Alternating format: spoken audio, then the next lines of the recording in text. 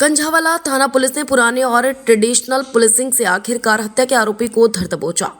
दिल्ली की रोहिणी जिलांतर्गत कंझावाला थाना पुलिस ने पैसे के लेन देन में हुए एक हत्या की गुत्थी को सुलझाते हुए आरोपी ससुर को गिरफ्तार कर लिया है। दरअसल रोहिणी जिले के डीसीपी शशांक जायसवाल से मिली जानकारी के अनुसार बीती 16 मार्च को कंझावाला थाना इलाके में एक ससुर और दामाद में पैसे के लेन देन को लेकर झगड़ा हो गया था, जिसमें मारपीट भी हुई और दोनों ने एक दूसरे पर डंडे तक से हमला कर दिया, जिसमें आरोपी ससुर ने अपने दामाद के सर में डंडा मार दिया, जिससे अगले दिन अस्पताल में इलाज के दौरान उनकी मौत हो गई। मृतक की पहचान अगल्लू 55 वर्ष के रूप में हुई है, जबकि जो आरोपी ससुर है उसका नाम दिनेश शर्मा है, क्योंकि मूल रूप से बिहार का रहने वाला और उसकी उम्र 70 साल बताई जा रही है। इस पूरे मामले में जिले के डीसीपी शशांक जायसवाल ने जानकारी देते हुए बताया कि इस मामले के आरोपी को पकड़ना पुलिस के लिए किसी चुनौती से कम नहीं था, क्योंकि आरोपी के लिए पुलिस के पास कोई टेक्निकल सर्विलांस जैसा सपोर्ट नहीं था, क्योंकि आरोपी किसी भी तरह का कोई मोबाइल फोन नहीं कर रहा था।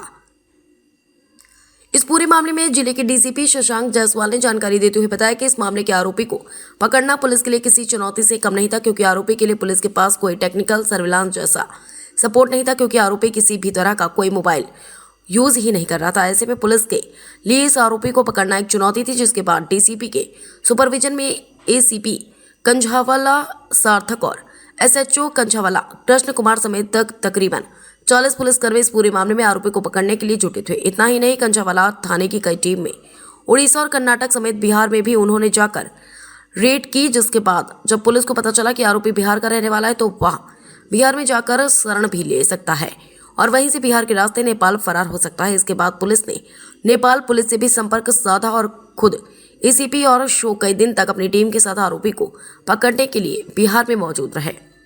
रोहिणी जिला पुलिस और बिहार पुलिस के इस जबरदस्त नाकाबंदी से परेशान होकर आखिरकार आरोपी दिल्ली वापस आ गया और वहीं वह अपने एक जानकारी से पैसे लेने के लिए पहुंचा, जहां पर पुलिस पहले से ही उसका इंतजार कर रही थी और आरोपी के आते ही पुलिस ने उसे धर दबोचा। इस पूरे मामले में पुलिस ने पुराने और ट्रेडिशनल तरीके से आरोपी को गिरफ्तार कर एक बड़ी कामयाबी हासिल की है, क्योंकि आज के समय में जिस तरह से आरोपियों को पुलिस टेक्निकल सर्विलांस और लोकल इनपुट की सहायता से पकड़ती है, ऐसे में इस आरोपी के लिए पुलिस के पास किसी तरह की कोई टेक्निकल सपोर्ट या कोई लोकल इनपुट नहीं था। लेकिन पुलिस ने इस पूरे मामले की गंभीरता को समझते हुए तत्परता दिखाते हुए आखिरकार आरोपी को घटना के महज चंद दिनों बाद ही गिरफ्तार कर लिया।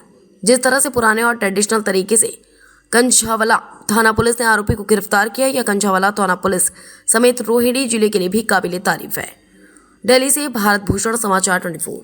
रिवार्ड भी बनता है और जो भी हमारी चीज़ें होती है वो भी हम करेंगे और that we will do. Thank you sir. कितनी नेपाल को जाना चाहता था और क्या लिंक कुछ था इसका? देखिए, ऐसा है कि भाग के आदमी कहीं भी जाएगा, है ना, तो हमने सारी पॉसिबिलिटीज़ को फिगर आउट करके उसको ज़ीरो आउट कर दिया कि अगर वहाँ से नेपाल बॉर्डर पास है, रक्सौल के थ्रू जाते हैं, तो हमने वहाँ पे भी नाकाबंदी लगा दी कि हमारे भारत सेना निकल जाए।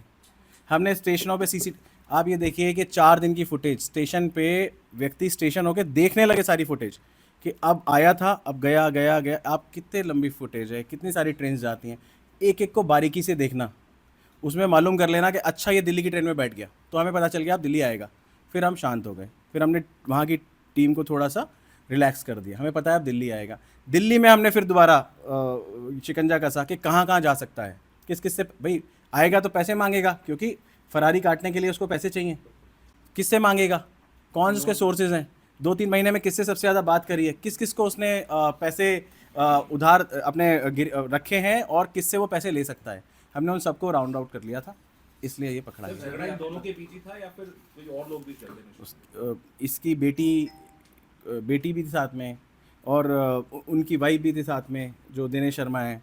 आपस में वही पारिवारिक झगड़ा, लेकिन आपस में इस झगड़े का इस रूप मोड़ ले लिया कि उसने सर पे इतनी तेज़ डंडा मार दिया कि उसकी डेथ हो गई। तो सर, मेन खबर अगर हम करें तो ये है कि वो पुलिस के को टेक्निकल किसी तरह की कोई सपोर्ट नहीं थी, फिर भी आरोपी को पुलिस ने बिल्कुल ट्रेडिशनल जो पुलिसिंग होती है ना, जो सिखलाई गई है, जो हमारे पुराने, जब आप ये बताइए कि जब ये सीसीटीवी कैमरा, टेक्निकल सर्विलियंस, ये मोबाइल फ़ोन नहीं थे, तब भी मर्डर के केस के मुलजिम और सारे मुलजिम पकड़े जाते थे, तब भी बड़ी बड़ी डकैतियाँ सॉल्व होती थी।